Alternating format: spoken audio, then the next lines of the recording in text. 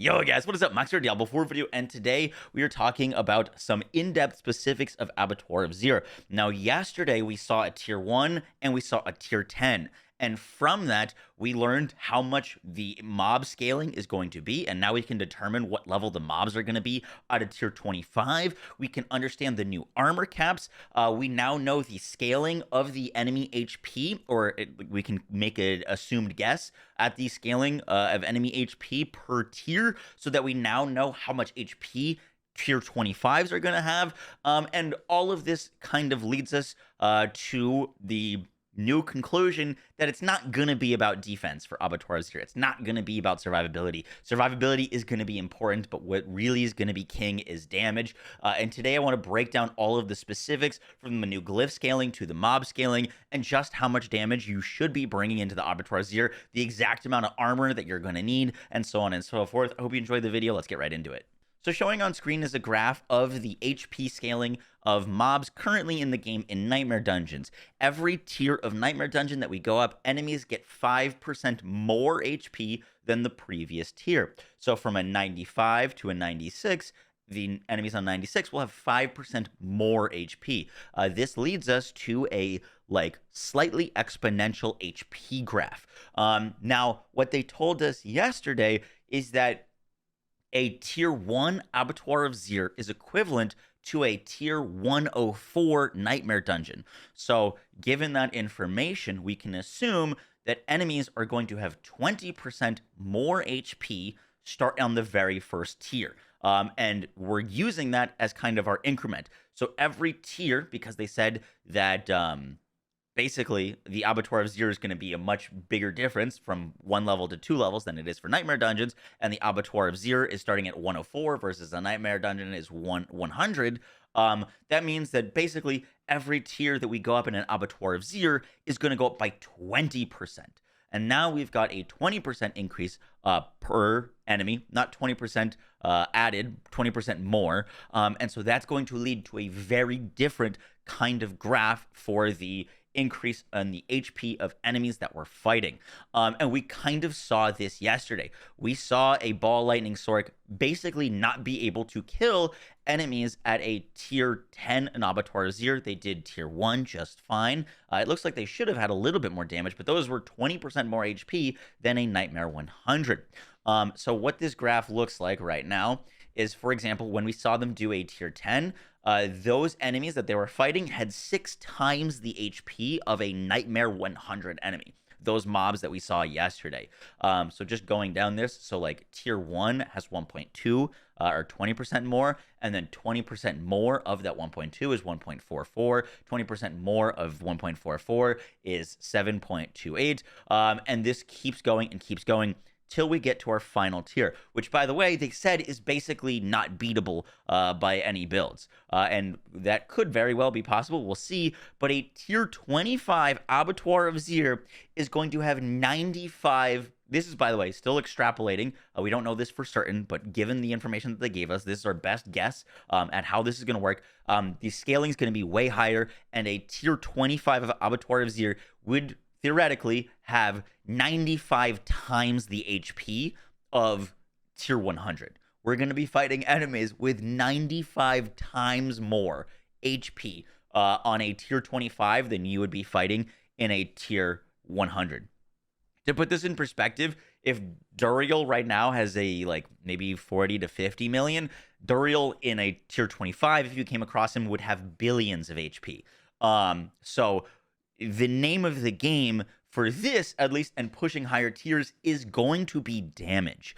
I was really trying to think about my builds, and I was really starting to think that we'd probably just go defense and use this new glyph to give us all the damage that we need. That is not going to be the case because, one, it's an absurd amount of damage, 95 times more damage that we need, and we actually got the actual glyph scaling yesterday.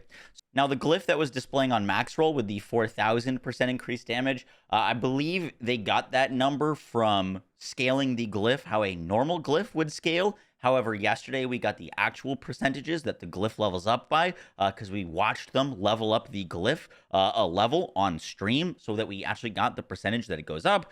And now the actual number that the new Tears of the Blood Glyph is going to give us is 1000% increased damage rather than 4000% increased damage. So as you can see, we've got a problem here. Our damage is only going up by about 10x, and monster health is going up 95x. And that's why damage is going to be so important. Now, the other really important thing that we saw yesterday was the level of the enemies on a level 1 and a level 10, and enemies hardly leveled up. They only went up 3 levels. So now we can talk about the amount of survivability that's actually going to be needed. So a Nightmare 100 dungeon has level 154 enemies. The way that armor works in this game is we need like a 9.2k armor cap against level 100 enemies when we are level 100. It's like 13.3k armor cap against enemies that are level 154. And prior to seeing a tier 10 of Abattoir of Zir, we kind of assumed that enemy level would be scaling really high. We'd be possibly fighting level like 200 enemies, and that we would need a ridiculous amount of armor because as enemy health goes up, the amount of armor that we need to gain max physical damage negation against them goes up as well. However, seeing that an Abattoir of Zir level 10 is only 3 levels higher than a Nightmare 100, even though they have like 6 times more HP, means that at tier 25, we're probably only going to be fighting enemies that are like level 160-ish or so, which means that the armor cap isn't going to be going up all that much. If armor cap right now is 13.3k against Nightmare 100, armor cap for Abattoir of Zir is probably going to be around 14k, meaning you don't need that much more armor to really be able to tank this. And obviously, that's great information to know, because looking at how much enemy HP scaling is going to have, it really leads to a picture that damage is going to be king for Abattoir of Zir. Yes, if you die, you get kicked out of Abattoir of Zir. So yes, you want to have a survivable build. You're not going to want to go there with a glass cannon, but you can't forego damage to just come in here as a full tank build and hope to do well, because damage is going to be king. The enemy scaling is going to be ridiculously high, and the builds that are going to be able to succeed in Abattoir of Zir are the builds that are putting out the absolute most min-max damage that they can. So even though this Tears of the Blood Glyph doesn't give us as much damage as we initially thought, it's still going to give us the most damage on a Poison Shred Druid than any other build. Currently, if it's sitting at 1000% increased damage, that's like a 10x multiplier for most builds. However, if Blurred Beast double dips this, then it gets the 10x multiplier, then the 10x multiplier again for around a 100x damage multiplier. And with us getting a 100x damage multiplier and enemies getting a 95x health increase, it's still pretty possible that Blurred Beast could be one of the best builds for Abattoir of Zir for the late game. Now, I most likely will be walking into Abattoir of Zir with either a quality of life Poison Shred build that I'm working on right now. I'm curious to how that's going to turn out. We're going to be messing around with Andariel's Visage on it to give more uptime of poison damage, possibly throw in Rabies and Poison Creeper with Landslide so that we can keep resetting Poison Creeper and keep everything poisoned, and then build really tanky and still look for lots of big damage multipliers with our double dips. That could be really interesting. And the other build that I'd be working on, or that I'm working on for Abattoir of Zir, is a Tornado Druid and updating our Vamp NATO guide. I think Stormclaw is going to be really solid when it comes to survivability. My worry for Stormclaw is just simply damage, if it can reach the damage of some of these other builds. And my concern with Pulverize has to do with Obsidian Slam. Pulverize feels so good when you are slamming and killing a room full of enemies, and that gives your next Pulverize overpower from Obsidian Slam. Then you slam into another room of enemies or another big group. That overpowers, kills all of them, so that you keep chaining Obsidian Slams, and you're getting tons and tons of overpowers, and you're really building up all of your damage.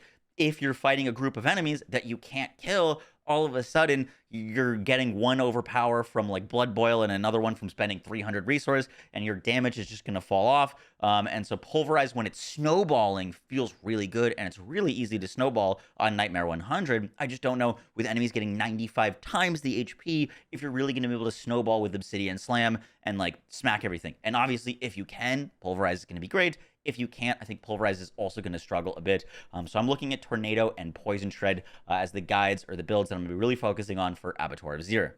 Guys, that is going to do it for this video. I hope you enjoyed. Hopefully, this video gave you a bit of an idea of what to expect when Abattoir of Zir launches and how high enemy health is going to start going up. Once again, these are theoretical values based off of the information that they've given us, so nothing is guaranteed, but it looks pretty accurate based off of what we saw with a Sork kind of doing tier 1 pretty fine, and then tier 10 just looked borderline impossible for them. And yes, they didn't have the Glyph socketed, but that Glyph isn't going to make up the difference fully between the damage that it's going to give us and the health that enemies are going to be scaling. So damage is going to be really, really important for Abattoir of Zir. Obviously, tankiness is also really important. You only have 1 life. But if you can survive everything but can't kill anything in time, it's just not going to really matter. So yeah, guys, that is it for the video. I will catch you all in the next one. Take care. Peace.